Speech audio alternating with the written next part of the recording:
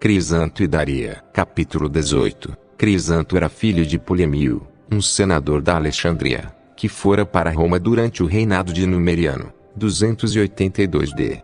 Graus Celsius, e imediatamente passara a fazer parte do Senado. Pai e filho eram pagãos, mas a inescrutável providência, comparada pelo apóstolo Paulo ao oleiro, que destina alguns vasos para a honra e outros para a desonra, lançou a luz do Espírito Santo no coração de Crisanto, e fez dele não apenas um cristão, mas um nobre mártir da Igreja de Deus. De temperamento ardente, e dotado de uma mente poderosa, o jovem era amigo apaixonado dos estudos. Ele mergulhou em todos os sistemas de filosofia conhecidos naquele tempo, estudou retórica com os primeiros mestres, e antes que chegasse ao limiar da virilidade, a sua mente desenvolvera-se pela ciência e erudição. Estas ocupações são incompatíveis com a indulgência das vis paixões da natureza, e Crisanto era virtuoso sem o saber. O Deus Todo-Poderoso olhou para ele com olhar complacente, e por sua divina graça trouxe-o ao conhecimento da fé. Os meios empregados para sua conversão foram os mesmos de nossos dias. Em sua sede ardente de conhecimento, o jovem lia todos os livros que lhe caíssem nas mãos. Ele ouviu falar sobre os cristãos, e as coisas maravilhosas relacionadas àquela religião perseguida despertaram-lhe a curiosidade. A pureza, a paciência no sofrimento, e o extraordinário amor ao próximo demonstrado pelos cristãos, surpreenderam e deleitaram o jovem nobre. Em pouco tempo, alguns livros dos cristãos e uma cópia das Sagradas Escrituras foram parar-lhe nas mãos, e ele os leu com avidez. A luz irradiava de cada página, e um indescritível sentimento de paz acalmou-lhe o coração preocupado. Dia e noite, ele envolvia-se no estudo daquela verdadeira filosofia, que emanava da própria sabedoria eternal. Ele se perguntava como viver há tanto tempo sem conhecê-la. Tão sublime, tão simples, perfeita, bela e tremenda era ela. Como a primeira visão que uma criança tem do oceano, nenhuma linguagem poderia contar o que ele sentia. Crisanto tornou-se cristão. Um poder sobrenatural guiou-o a um velho eremita, chamado Carpóforo, que o instruiu e o batizou. Após o batismo, a sua mente foi inundada pela luz do céu, e o seu coração ardeu com zelo pela conversão de almas. Ele ansiava partilhar a alegria que lhe enchia o peito. 8 dias após o seu batismo, ele era visto nas praças públicas, tão destemido quanto os apóstolos ao descerem do cenáculo, em Jerusalém, para iniciarem a obra de conversão do mundo. Inúmeras pessoas eram convertidas por seus poderosos discursos, mas aprove a Deus que ele o glorificasse por meio do sofrimento. Seu pai recebeu com raiva a notícia de que ele abraçara o cristianismo. Como todos os pagãos, Polemio pensava não haver nada mais insensato ou impiedoso que pregar que um homem crucificado era o Deus verdadeiro. Ele trancou Crisanto num quarto, e empenhou-se, duramente, em forçá-lo a retornar à adoração dos deuses. Não permitia que ninguém o visse, e dava-lhe comida apenas uma vez ao dia. Não obstante,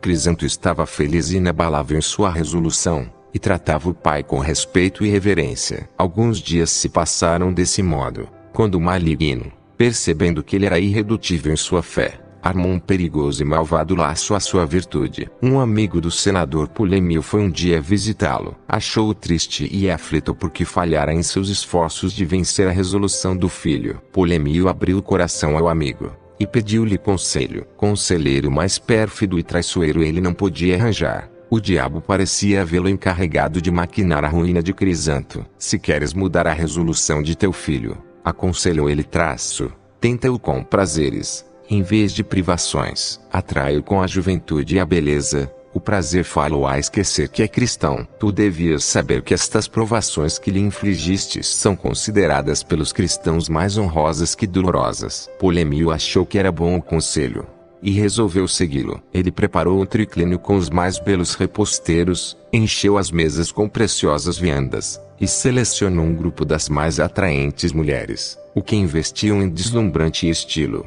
E quando havia preparado tudo o que pudesse agradar aos sentidos ou satisfazer as paixões, introduziu ali o santo rapaz, esperando destruir-lhe primeiro a virtude, e então encontrar em sua fé uma vítima fácil. Crisanto, sem saber das intenções do pai, entrou surpreso no triclínio, que era um refeitório com 3 ou mais leitos inclinados, dispostos ao redor de uma mesa. 1000 luzes refletiam-se dos lustres de cristal, As paredes estavam cobertas com tapeçarias inestimáveis, e o aroma das mais deliciosas iguarias mesclava-se ao perfume das mais belas flores. Em volta da mesa circular, reclinavam-se diversas moças. Achavam-se vestidas de modo lascivo, representando os deuses da mitologia paga. Abanavam-se num ócio voluptuoso, e pareciam estar guardando a chegada do principal convidado da noite, Crisanto. Quando ele entrou, levantaram-se todas para homenageá-lo. Os músicos tocaram, e o incenso foi queimado. O jovem olhou à volta aturdido. Num instante, a suspeita tornou-se convicção.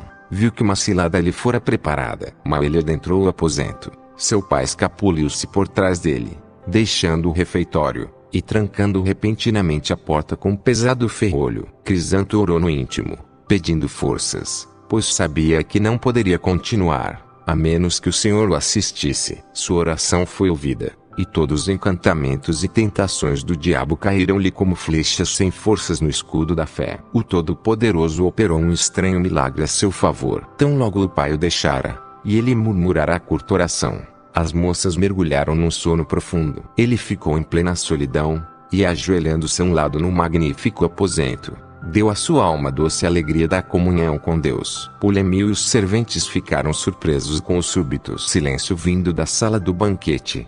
Nenhum cochicho, nenhum movimento, somente o silêncio. Vencido finalmente pela curiosidade, Polêmio abriu furtivamente a porta, e olhou para dentro. A surpresa e o terror o atingiram. As moças, os músicos e os escravos estavam dormindo nos bancos ou no chão, como mortos, e Crisanto achava-se ajoelhado num canto, absorto em oração, com os braços cruzados ao peito. Seria um sonho? Seria mágica? Um estratagema organizado pela inteligência de seu filho cristão, a fim de gracejar com as suas ordens, e transformá-lo em escárnio. Atordoado, ele ficou de pé na porta do triclínio, entre o medo e a dúvida. Chamou todos os domésticos e criados para ver a estranha cena. Alguns choraram achando que as moças estavam mortas, outros fugiram assustados, e chamaram todos os amigos da família. A casa não tornou-se um cenário de confusão, enquanto no triclínio reinava a calma de uma tumba. Finalmente,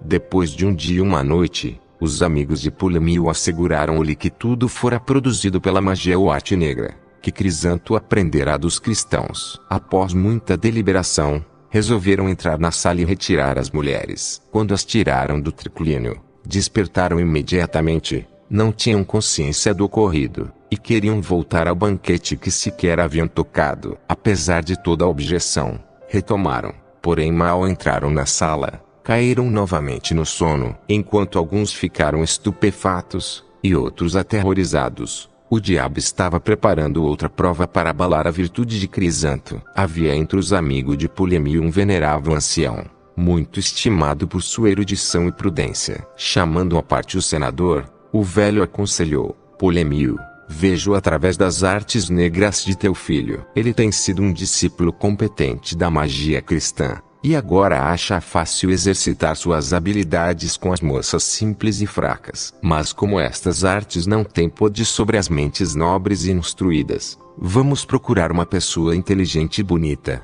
que possa convencê-lo pela lógica, e tornar-se sua esposa. Conheço uma dentre as virgens de Minerva. Ela é jovem, bonita e inteligente. A beleza de suas feições e os poderes de sua mente triunfarão sobre Crisanto. Polêmio consentiu. Ele era tão contrário ao cristianismo, que mesmo se a mulher mais vil e desprezível, dos baixos lupanares da cidade, pudesse ser bem-sucedida em demover seu filho da prática da virtude, ele a teria recebido na família, e transformado em herdeira do título e da riqueza de sua linhagem senatorial. No entender do velho senador, existiam apenas dois crimes: o cristianismo e a covardia em batalha. Deixemos por um momento Polêmio e seu velho amigo tramando a melhor maneira de arruinar o nobre Crisanto, e vamos a um cenário diferente.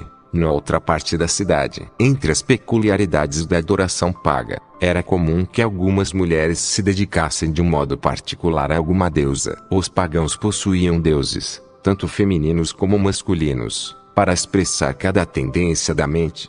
Cada paixão e cada desejo eram personificadores em alguma divindade. Essas coisas que hoje são a ocupação das horas de lazer do sexo frágil, como a música, A poesia, o bordado, etc., nos dias do Império Romano eram atividades de homenagem religiosa, oferecida a uma divindade tutelar imaginária. As devotas de diferentes deusas reuniam-se de tempos em tempos nos vestíbulos de seus respectivos templos, e estas reuniões sempre terminavam com um esplêndido banquete, para o qual seus amigos do sexo masculino eram convidados. Entre as virgens de Minerva, como eram chamadas, havia uma dessas naturalmente virtuosas, de alma nobre e generosa, que agora devemos apresentar ao leitor como heroína deste interessante registro histórico. Seu nome era Daria. Ela estava no despontar da feminilidade, e sobrepujava suas companheiras em beleza e graça. Desde a sua mocidade, nesse tempo ela tinha provavelmente 16 anos, associara-se às amantes de Minerva,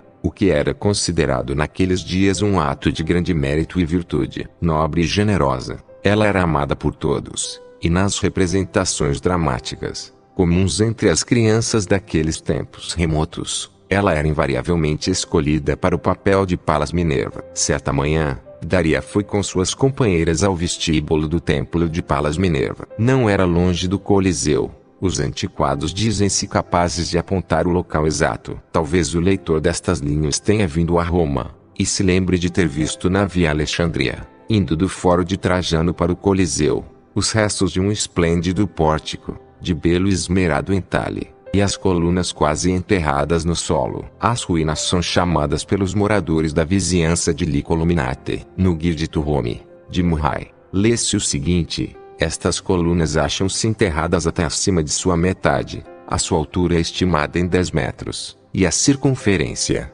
em 3. Elas ficam em frente à urna parede, sobre a qual o capitel de uma pilastra ainda é visível. O friso é ricamente ornamentado com esculturas representando as artes patrocinadas por Minerva. No ático superior, as duas colunas são uma estátua de corpo inteiro da deusa, e entre as figuras do friso, vê-se mulheres tecendo, pesando o fio e medindo os tecidos, e uma figura de Pudice assentada, coberta com o véu. Página 39. É bem provável que as jovens da escola de Minerva costumassem reunir-se neste local, para ajudar umas às outras nas finas artes representadas no belo friso do pórtico, o único remanescente do templo. Daria, cercada por suas companheiras, estava alegre e animada, quando o senador Polemio e seu idoso amigo subiram os degraus do pórtico e chamaram-na à parte. Humilde e modesta em seus pensamentos, ficou atônita ao ouvi-los dizer que tinham vindo para torná-la esposa de Crisanto. Ela não era habilitada para esta posição pelo nascimento ou pela fortuna,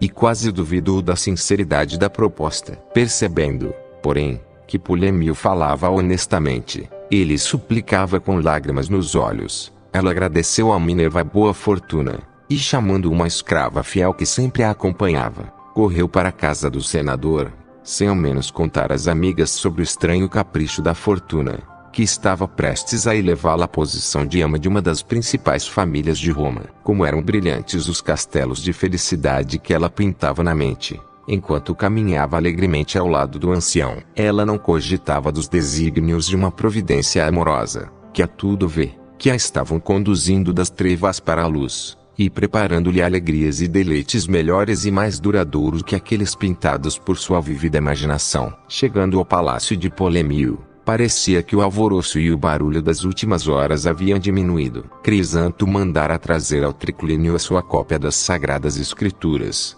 e achava-se profundamente mergulhado no estudo quando o pai retornou. As moças empenharam-se em dissuadir Daria de entrar no aposento. Ela, porém, aparentemente confiante em seus amuletos, mas na verdade guiada por uma influência sobrenatural, decidiu cumprir a missão que lhe confiara o pai do rapaz, oferecer-se a ele como noiva. Elas a vestiram de modo deslumbrante, joias e diamantes de princesa cintilavam-lhe no colo branco como a neve, seus cabelos foram trançados com flores e ouro. O rosado belo e saudável de suas faces não carecia de tinturas. A orgulhosa e rica Cleópatra teria trocado de lugar com Daria. O senador abraçou seu velho amigo, e agradeceu por haver recomendado tão bela moça para ser a sua filha. Entretanto, Daria fora feita para o céu, em poucas horas, tornar-se-ia semelhante aos anjos. Quando ela entrou no triclínio, contrariando as expectativas, não foi dominada pelo sono. O próprio Crisanto levantou-se,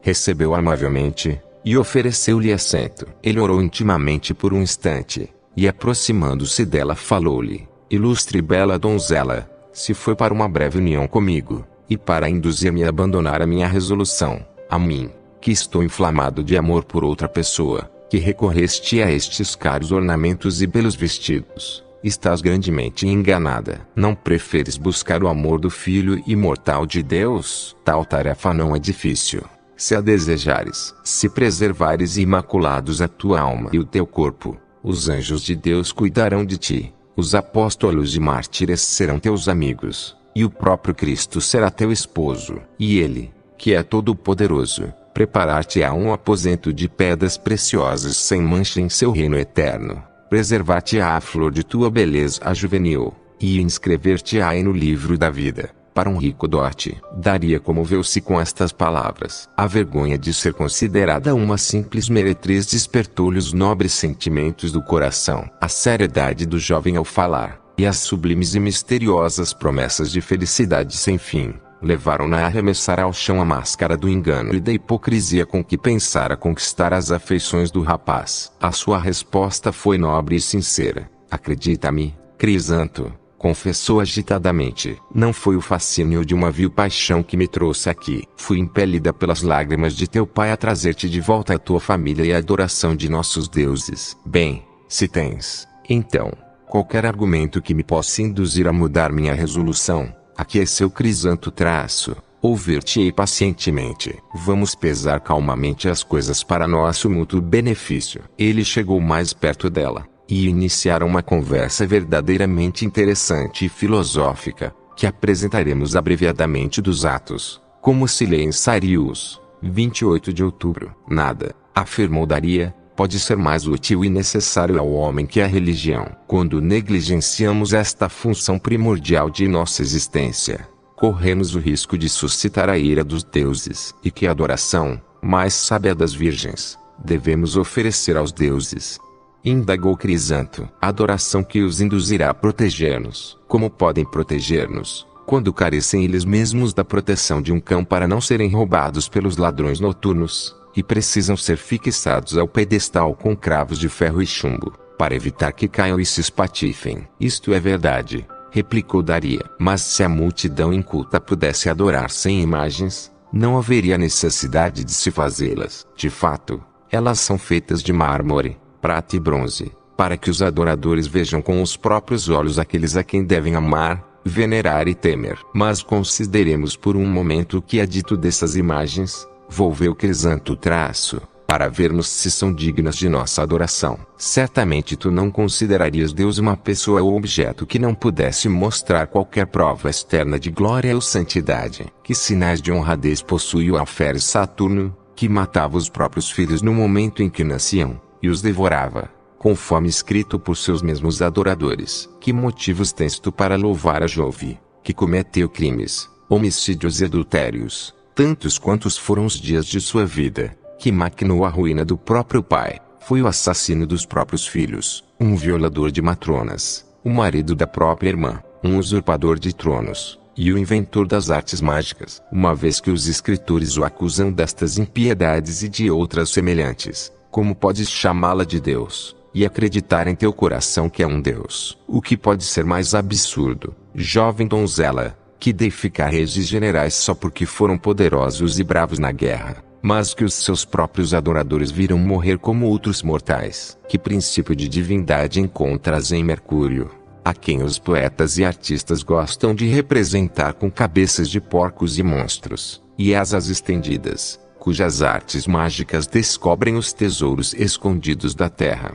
destrói o veneno de cobras, e opera todos os seus milagres pelo poder dos demônios, a quem se oferece diariamente o sacrifício de uma vaca ou um galo? Não são estas as lendas que contam a seu respeito? Onde está a santidade de Hércules, que, fatigado de salvar outros do fogo, atirou-se às chamas por sua própria inspiração, e pereceu miseravelmente com sua clave e sua pele? Em apoio, que virtudes encontras? E nos sacrifícios dionisíacos, em sua intemperança e incontinência? Ainda nos falta falar do Juno real, da estúpida Palas, e da Vênus lasciva. Daria sobressaltou-se. Nunca antes ouvira sua amada Minerva ser chamada de estúpida. Não as descobrimos disputando orgulhosamente entre si quem é a mais bonita. As obras dos poetas e historiadores não estão cheias das guerras e misérias trazidas sobre a raça humana por causa da beleza menosprezada de uma dessas deusas vaidosas. Visto que nenhum deles é digno de honra divina,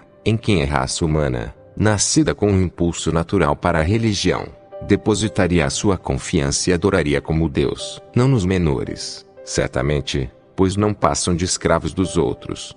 Zero caso, então, nobre donzela, é que os seus maiores e mais poderosos deuses são tão miseráveis e ímpios, muito mais o serão aqueles que os adoram. Poder-se-ia imaginar que o poder e a eloquência desse discurso houvessem vencido imediatamente todo o preconceito e a vã convicção que daria, até então, experimentara no paganismo. Entretanto, ela fora dotada com um brilhante intelecto, e as suas réplicas invectivas de Crisanto foram não apenas inteligentes e belas, mas tornou o debate extremamente inteligente, e profundamente filosófico. Mas tu estás consciente, Crisanto, de que todas estas coisas são apenas ficção dos poetas, e não merecem a consideração das mentes sérias. Na escola de nossos filósofos, onde os homens prudentes tratam as coisas como elas realmente são, os deuses não possuem os vícios que mencionaste. Seu poder e providência são expressos por nomes simbólicos, que deram origem às fantasias dos poetas. Assim, alegoricamente, o tempo tem sido chamado de Saturno, Júpiter é outro termo para o calor, a luz, e o poder vivificante da natureza. Juno representa o ar, Vênus, o fogo, Netuno, o mar, Ceres, a terra, e assim por diante. Estas coisas não nos servem, não são dignas de honra. Se estas coisas são deuses, insistiu Crisanto traço, por que fazer imagens delas, e adorar representações de coisas que estão sempre presentes? A terra nunca se ausenta, o fogo está sempre à mão, o ar nos rodeia sempre em toda parte. Como é estranho adorares as imagens destas coisas, e não elas mesmas. Que rei ordenaria ao seu povo desprezá-lo, mas adorar a sua estátua? Pese por um momento a insensatez desta teoria. Aqueles que adoram a terra por venerar-lhe a divindade deveriam diligenciar por demonstrar em sua atitude respeito e honra pela deusa. Deveriam eles rasgá-la com arados e pás,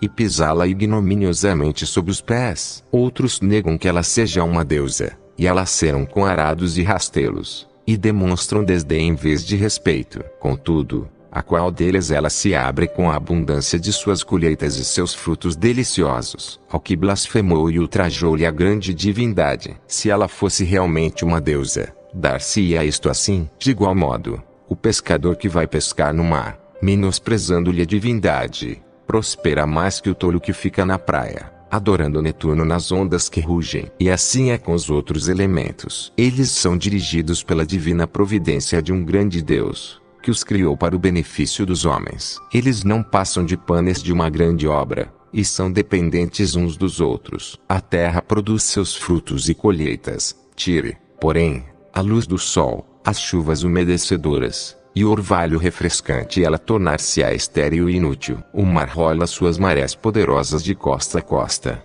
e sustenta em sua superfície o comércio das nações. Ele obedece a leis fixas, e proclama o poder e a glória de seu Criador. Ele, que criou o sol, a terra, o mar e o ar, e anima toda a natureza com a vitalidade da reprodução, é o único digno de honra, reverência e adoração. O estudante não reverencia as cartas ou os livros do preceptor, mas a ele próprio. O enfermo não louva as drogas que o curam, mas o gênio e a habilidade do médico. Assim, nobre donzela, uma vez que as coisas que mencionaste como divinas são inanimadas e dependentes, deve haver outro poder agindo sobre elas e animando-as, o poder de Deus. Daria converteu-se, Crisanto ao terminar seu sublime argumento, quando ela tirou-se-lhe aos pés, implorando para ser instruída no conhecimento do Deus verdadeiro. Enquanto lhe falava, o coração da jovem era um campo de batalha de poderes contendores. A vaidade e o amor próprio haviam construído seus castelos na mente de Daria,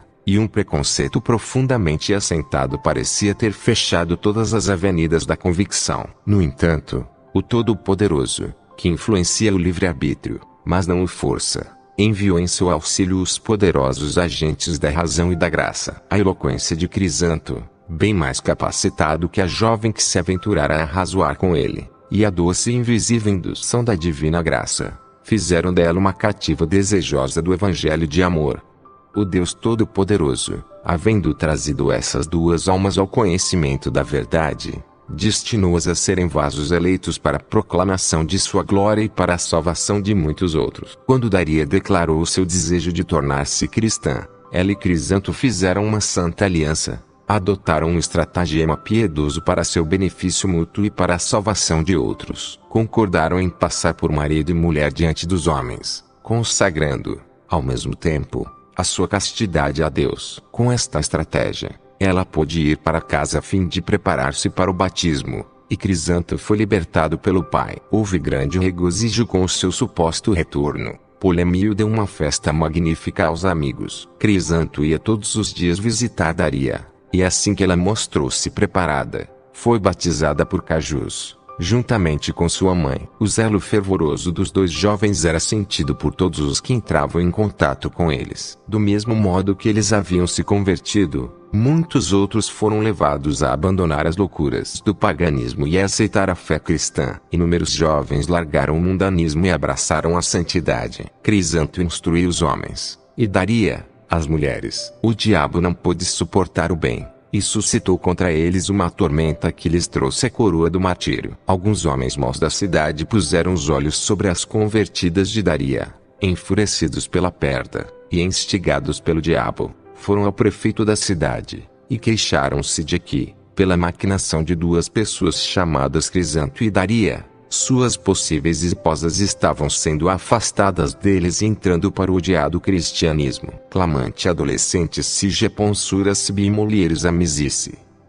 Algumas mulheres também disseram o mesmo a respeito de Crisanto. O prefeito Celerino ordenou que ambos fossem apanhados e, caso não sacrificassem aos deuses, submetidos a torturas. Cláudio, um tribuno dos soldados, e que gozava de grande reputação por sua habilidade mágica, foi nomeado para executar estas ordens. Era um grande acontecimento para ele e seus soldados, conforme provará a sequência de nossa narrativa. Ele entregou Crisanto aos soldados brutais, com permissão para atormentá-lo como bem lhes aprovesse, até que consentisse em sacrificar. É impossível descrever os inúmeros suplícios e insultos oferecidos ao nobre mancebo, que se alegrava em imitar seu senhor no sofrimento e na paciência. Arrastaram-no ao templo de Júpiter, fora da cidade, e ali tentaram todo tipo de dor e indignidade para induzi-lo ao sacrifício. Entre outras coisas, arranjaram algumas correias de couro e, depois de umedecê-las,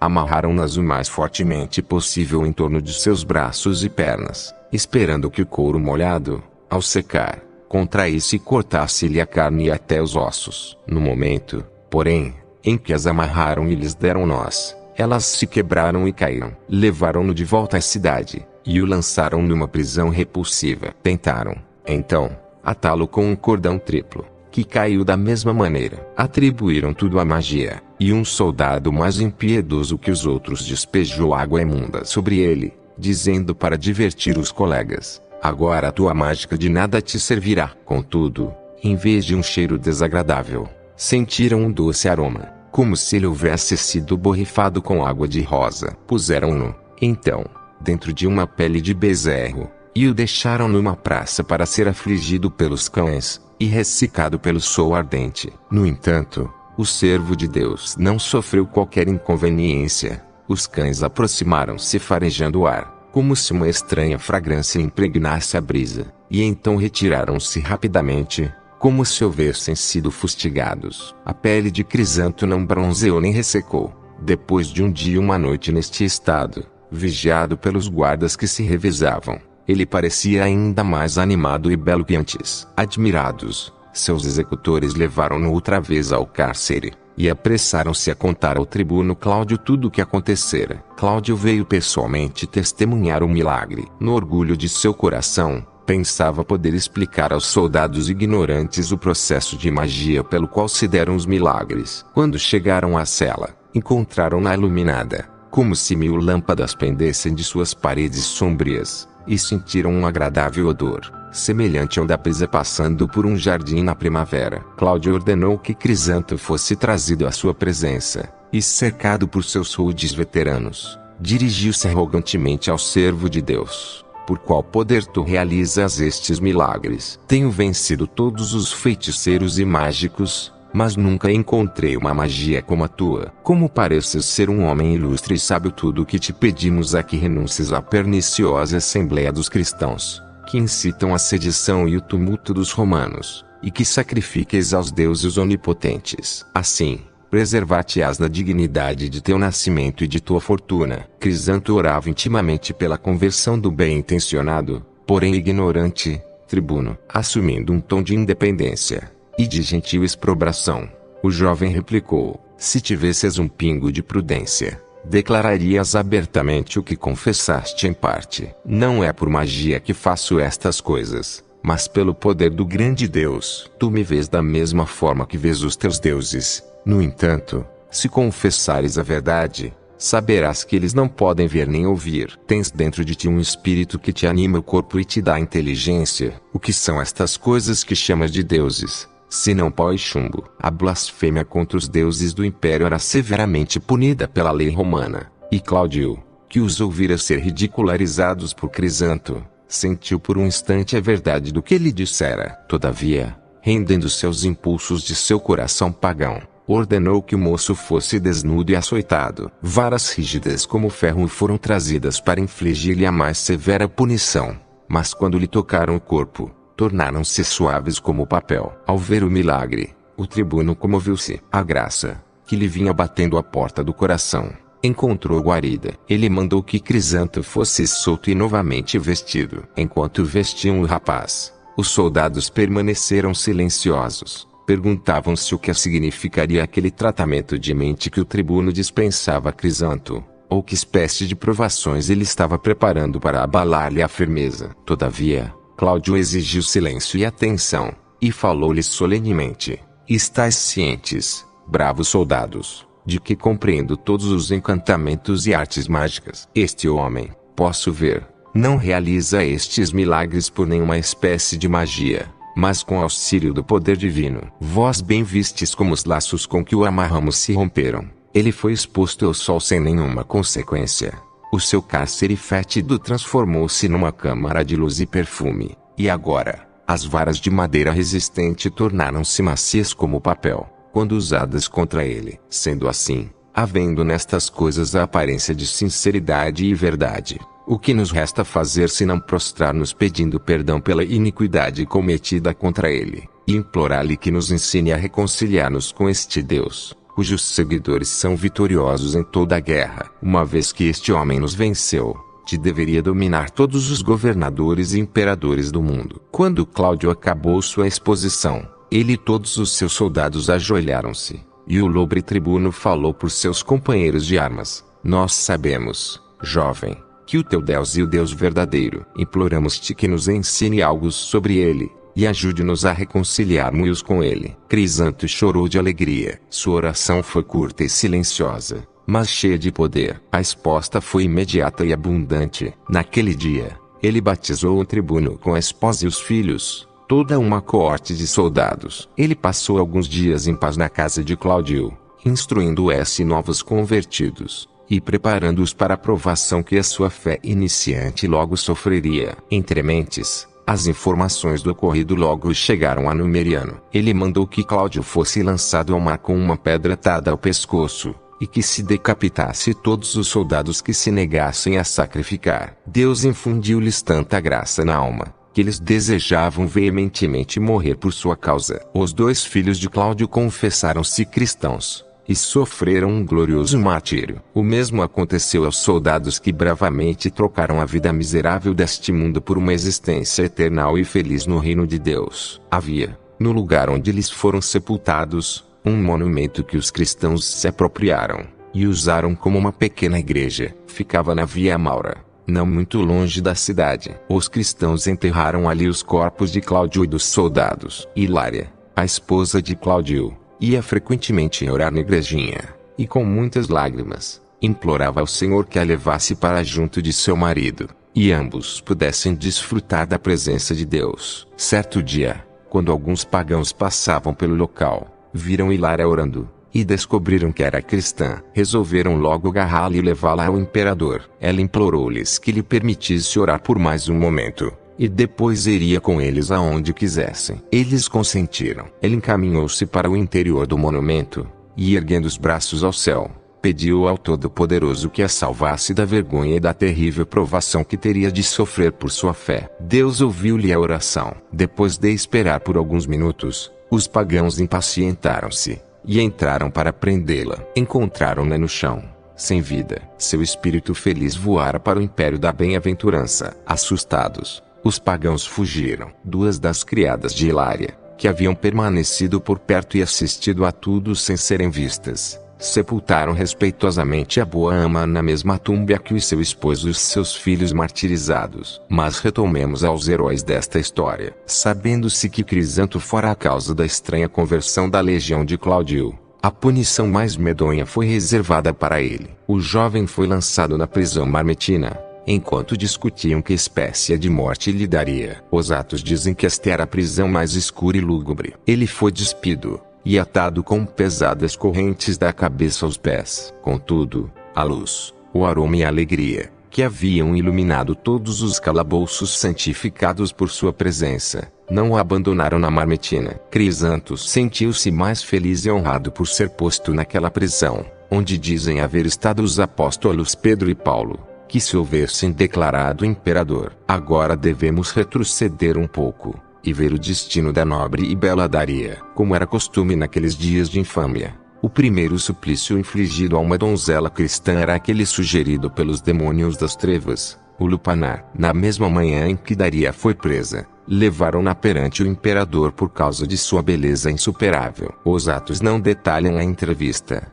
mas é evidente que o desprezo com que a sua alma pura tratou as seduções e promessas do imperador trouxeram sobre ela sua indignação. Num acesso de fúria, ele ordenou que ela fosse exposta no lupanar mais notório da cidade. Ele ficava à sombra do Coliseu, enquanto Crisanto realizava prodígios, e batizava centenas de pessoas numa parte da cidade. Daria era a heroína de estupendos milagres sob os arcos do anfiteatro. Aquele poder que nunca abandona uma pessoa santa, posta contra a sua vontade entre os ímpios, sabia como preservar Daria. Registraremos o milagre de sua preservação com as palavras precisas dos Atos. Contudo, a ajuda foi dada a Daria por um leão que fugira da arena. Entrando na câmara onde ela achava-se exposta e orando, ele postou-se no centro do aposento. Os cidadãos, sem saber de nada, enviaram a virgem mais impio e falso dos jovens. Tão logo ele entrou, o leão saltou sobre ele, jogou-o ao chão,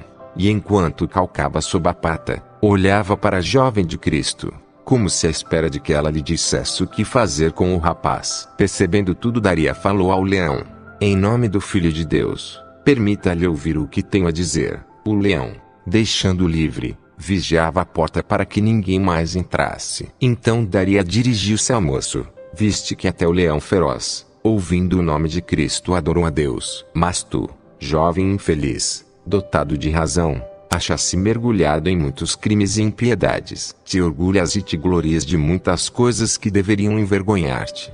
O rapaz prostrou-se, e suplicou chorando: deixa-me partir em segurança, e pregarei a todo mundo que o Cristo a quem adoras é o único Deus verdadeiro. Daria ordenou ao leão que o deixasse passar. Quando a fera afastou-se da porta, o moço precipitou-se para a rua, proclamando em alta voz que Daria era uma deusa. Depois disso, quando alguns homens audaciosos vieram da arena para prender o leão, o bicho, pelo poder divino, lançou-os ao chão, mantendo-os junto da jovem, mas sem lhes fazer mal. Daria aproveitou a oportunidade: se crerdes em Cristo, podereis ir em segurança; se não, deixai que vossos deuses os livrem. Os homens gritaram a uma voz: se alguém não crê que Cristo é o Deus vivo e verdadeiro, que não saia vivo deste lugar. E saíram dali bradando: acreditai, ó romanos, não há outro Deus além do Cristo, a quem Daria prega. Celerino, o pretor, mandou que ateassem fogo à câmara onde Daria estava exposta. Ao ver o fogo, o leão assustou-se, e rugiu dando alarme. Daria tranquilizou-o: não te assustes, tu não perecerás pelo fogo, nem serás capturado ou morto. Morrerás de morte natural. Para de temer, e vai-te em paz. Aquele a quem tu honraste haverá de proteger-te. Curvando a cabeça, o leão saiu. Passou pelo meio da cidade sem que ninguém o tocasse. Todos os que foram salvos de sua boca foram batizados frios. 28 de outubro. Quando estas coisas foram anunciadas a Numeriano, ele ordenou que Pôncio, um pretor, forçasse Crisanto e Daria a sacrificar, ou seriam levados à morte por meio de severos tormentos. O pretor advertiu-os e tentou, inutilmente, fazê-los sacrificar. Ao ver que recusavam,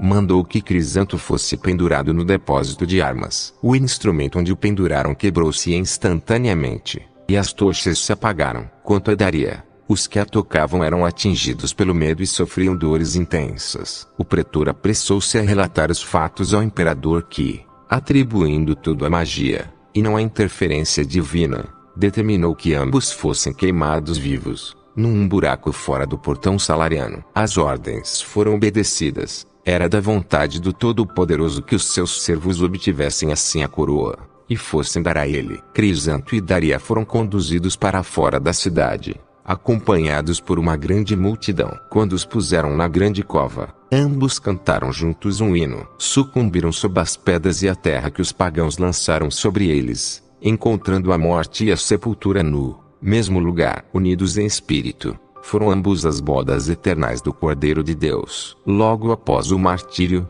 aquela tumba tornou-se um local de encontro dos cristãos. Nos cultos ali realizados houve grandes milagres e inumeráveis conversões. Multidões destemidas afluíam para o lugar, e logo Numeriano soube do que se passava. Ordenou, então, que os soldados removessem qualquer vestígio do túmulo, para que os cristãos não se reunissem ali no futuro. Os soldados chegaram certa manhã, após o culto, e precipitando-se sobre a congregação, mataram um grande número de fiéis. Dentre eles, o pastor Deodoro, o diácono Mariano, e vários outros clérigos e leigos cujos nomes não são conhecidos. Os atos destes fiéis foram concluídos com as seguintes palavras: Nós, Varino e Armênio, irmãos, escrevemos estas coisas como elas aconteceram, por ordens de nosso santo líder Estevão, e enviamos estes atos a todas as cidades, para que todos saibam que os santos mártires, Crisanto e Daria,